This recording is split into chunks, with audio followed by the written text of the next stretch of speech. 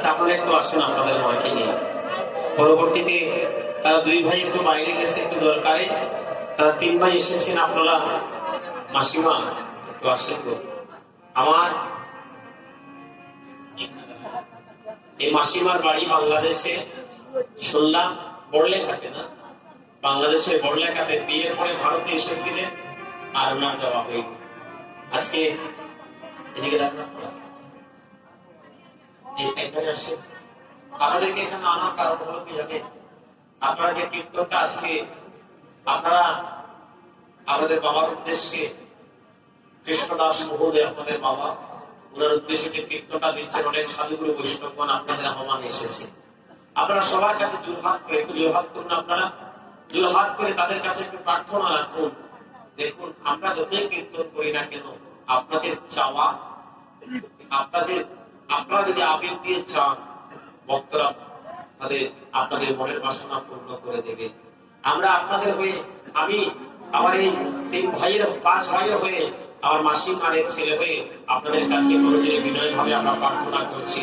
জ্ঞানে অজ্ঞানে যদি তারা কোনো ভুল করে, আজকের এই দিনে যদি তারা আপনাদেরকে কোনো কষ্ট দেয়, আপনারা মন থেকে ছেড়ে দিয়ে তাদের বাবার কীর্তনটা আপনারা নিজের দিনে পূর্ণ করে দিয়ে যাবেন। সবাই তাদেরকে একটু ক্ষমা সুন্দর দৃষ্টি দেখবেন।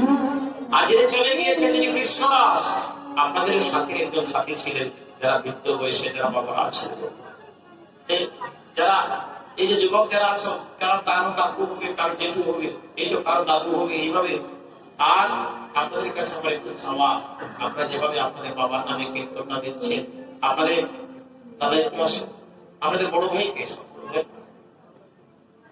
বিদেশ আছে, আর এখানে মধ্যে সবার বড় কে আমার এটা বর্তমান এক ভাই বিদেশে আছে, উনি আসতে পারেন নাই, তারা চার ভাই সমবেত গিয়েছে। আমার এই মাসিমাকে আপনারা একটু দেখে রাখবেন, চার ভাই পাঁচ ভাই মিলে একটু দেখে রাখবেন। আর আমার মাসিমার যেন কোনো কষ্ট না হয়, এই আশায় একটু প্রার্থনা করছি আপনাদের কাছে। কারণ ভাই, এই জগৎ ছেড়ে বাবা চলে গেছে, বাবার অভাবটা কি আপনারা বুঝতে পারছেন। আমিও একদিন আমার বাবাকে আপনাদের মতো আমি হারিয়েছি, পাশে রুমেছিলাম। আমার বাবার মৃত্যুকালে আমি পাশের রুমে থেকে একটা গঙ্গার জল আমার বাবার মনে আমি যেতে পারি, একটা মিনিটের সময় দিয়ে আমার ভগবান আমাকে দেয় নাই। বাবার মৃত্যু হয়েছিল বৈশাখ মাসের 17 তারিখ রাত্র 2:30 ঘটিকা। কীর্তন করে রাত্রিবেলা করে গিয়ে ঘুমালাম। হঠাৎ করে বাবা উঠেই পড়ে গেলে, কারোর সাথে কোনো কথা নাই। ভগবান জন্মের মতো ছিল, জন্মের মতো আপনারা আপনাদের বাবাকে হারিয়েছেন।